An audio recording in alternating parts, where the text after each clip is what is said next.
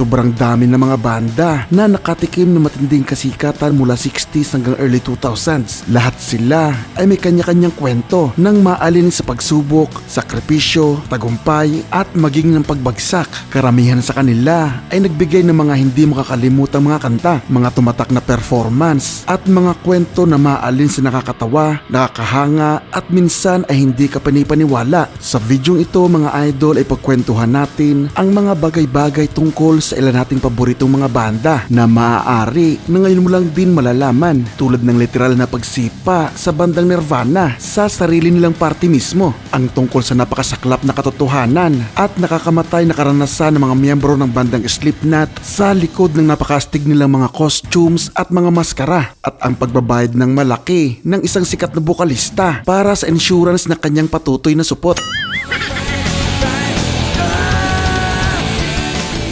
Noong September 13, 1991, 11 araw bago ilabas ang Nevermind album ng Nirvana, ay nag-organisa ang dati nilang label na Sub Pop ng isang release party sa isang maliit na club na tinatawag na Rebar sa Seattle. Isang formal na event yon mga idol ng isang recording company para sa hawak nilang banda na inaasahan naman talaga nila na papatok talaga sa industriya ng musika. Pero may isang malaking problema: kung tagahanga ka ng Nirvana ay alam mong hindi talaga pwede sa mga ito ang ganong setup na parang sosyalang party. Katunayan, pagdating ni na Kurt Cobain, Chris Novoselic at Dave Grohl ay dala nila ang mga kaibigan nilang galing pa sa Olympia, mga klase ng tao na wala ding pakialam sa mga ganong kapormal na event. Kaya kahit pa para sa kanila ang party na yon, ay nagpasya silang sirain ang gabi na yon. Ginawa nila ang gusto nilang gawin at ipinakitang hindi sila pwedeng hawakan sa liig ng kanilang record label. Patago silang nagpasok ng matatapang na alak kahit na sinabihan silang beer lang ang pwede sa loob ng club na yon. Kaya kalauna noong nagkakasarapan na ang inuman ay nasundan na rin yon ng pagbabatuhan ng pagkain ng mga lasing na sina Kurt Cobain at Chris Novoselic. Kaya kitang kita doon ang mga kalat ng sauce sa pader at buong paligid, at sinabayan pa ng nakakarumi na pagsuka sa sahig ng ibang mga lasing na lasing. Kaya ayon kay Susie Tennant na nag-organisa ng party na yon, ay napilitan ng pumasok ng mga bouncer noong hindi na mapakausapan ang mga ito sa kanilang ginagawa.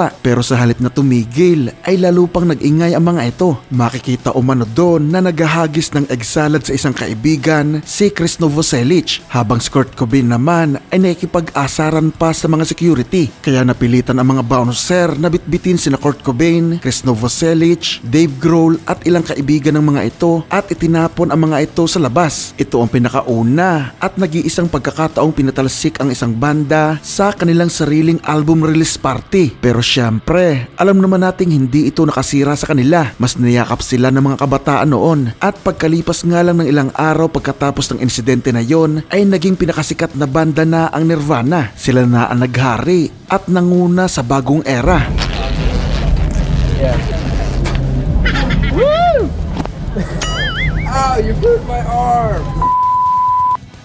And it was really hot to begin with. Ang kalbaryo sa loob ng maskara ng Slipknot. Sa unang tingin, ang maskara ng Slipknot ay simbolo ng sining, naging larawan ng pagiging astig ng mga ito, at isa sa mga pinakasikat na naging trademark ng isang bandang namamayagpag sa tuktok ng kanilang era. Pero sa likod ng mga nakakamangha at mga kakaibang costume at maskara ng mga ito, ay ang katotohanan madalas ito maging sanhi ng heat stroke, dehydration at suffocation na muntik nang ikipinahamak ng ilang miyembro ng banda. Noong nagsisimula pa lang ang bandang Slipknot ay gawa lang sa mga latex at goma ang kanilang maskara, kaya wala talagang tamang ventilation o wala talagang pumapasok at lumalabas na hangin tuwing suot nila ang mga ito. Kung iisipin natin kung gaanong kawild mag-perform ang banda, ay may imagine natin kung gaanong tindi ang tinitiis nilang init sa stage na napapalibutan ng libo-libong katao. May init na ilaw at makakapal na costume at maskara. Madami pang pagkakataon na gumagamit sila ng mga apoy bilang visual sa stage. Kaya naman ay hindi na rin naiwasan ang pagkakaroon ng masamang epekto nito sa ibang miyembro ng banda. Ang DJ at keyboardist na si Sid Wilson ang madalas na pinakaapektado sa mga ito dahil kapansin-pansin ang pagiging magaslaw ng katawan nito sa stage. Noong 2003, sa gitna ng isang show ay biglang bumagsak si Sid dahil sa tindi ng init. Limitado kasi mga idol ang oxygen na pumapasok sa gas mask niyang suot, kaya nawalan siya ng malay. Kinailangan pa siyang hilahin pabalik bumalik sa backstage para bigyan ng oxygen at mabuhusan na rin ng yelo. Sinabi ni Sid sa mga interview na marami umanong pagkakataon na feeling niya ay mamamatay na siya tuwing nagpe-perform sila na suot-suot nila ang mga maskara. Sobrang init umano sa loob nito at hirap talaga silang huminga. Si Clown na ang utak sa likod ng visual na ito ng banda at sa huli nga ay isa rin siya sa pinakanagdusa. Ayon dito, ang pagsusuot umano ng maskara na yon ay parang paglalagay sa ulo sa loob ng isang mainit na oven. Sa mga unang taon ng Ozfest ay naranasan ni Clown na masuka sa loob mismo ng kanyang maskara at dahil nga walang malabasan ang suka na yon ay muntik na siyang mabulunan. Ang masakla pa ay hindi naman siya pwedeng tumigil. The show must go on, kaya kailangan niyang ituloy ang pagpalo sa drums habang punong-puno ng suka at pawis ang loob ng kanyang suot. Ito umano ang brutal na realidad na hindi nakikita ng mga mata ng mga tagahangang nanonood sa kanila. Isa pa sa pinakamatinding kwento ay nanggaling mismo sa bukalistang si Corey Taylor sa isang outdoor show kasi sa Arizona kung saan ang temperatura ay umabot sa mahigit sa 43 degrees Celsius ay hindi na kinaya ng katawan ni Corey Taylor ang init sa loob ng kanilang costume at maskara. Sa kalagitnaan ng set ay nagsimulang mag-blackout ang kanyang paningin dahil puno na umano ng pawis ang kanyang maskara na pumapasok sa kanyang mata at ilong. Noong inalalayan siya sa pagbaba ng stage ay literal siyang bumagsak at kinailangang itakbo sa backstage. Walang nagawa ang mga roadie kundi ang sapilitang sirain ang maskara nito. Napilitan din silang buhusan ito ng yelo dahil ang temperatura ng katawan nito ay umabot na sa danger zone kung saan ay pwede nang mauwi sa heat stroke. Noong magkamalay ay muli itong bumalik sa stage at nagperform pa ng dalawa pa nilang huling kanta, pero isang sandali lang ay muli itong nawalan ng malay. Nagising siya mga idol na may nakakabit na oxygen, pero mas nag-alala ito dahil inakala niyang hindi natuloy ang konsyerto nang dahil sa kanya. Hindi niya na naalala yung mga huli niyang mga kinanta. Yan ang nagpapatunay kung gaanong kadedikado ang taong ito, kung gaanong kahalaga sa kanya ang saloobin ng kanilang mga tagahanga. I basically blacked out for like the last two songs, but I finished the show,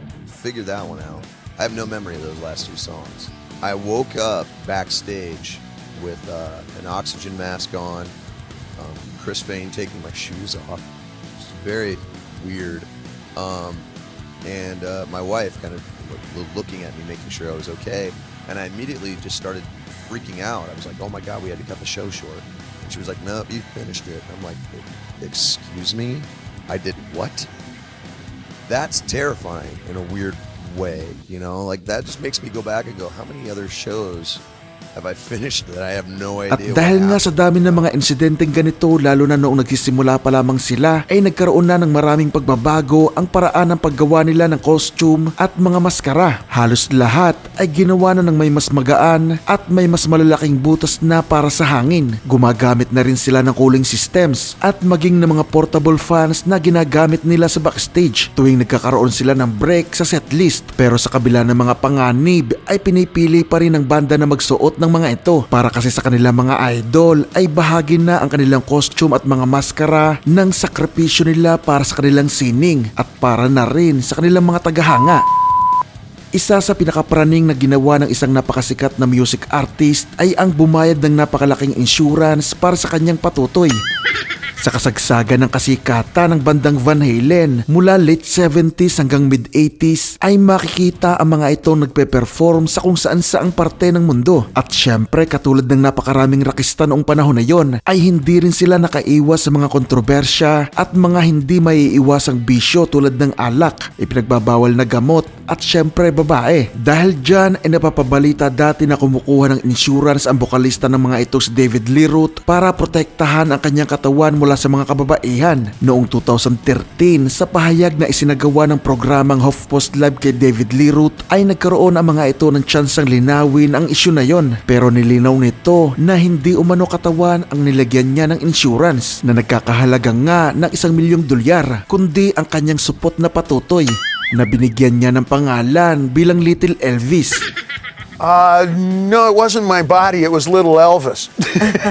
Somebody, said, well, we'll have to insure Edward's fingers because he's going to be using those a lot on the road. And Alex Van Halen's elbows, when the drummers use their elbows a lot, we're going to have to insure those elbows because he's going to be using those a lot. And I said, what about little Elvis? We're going to be using him a lot.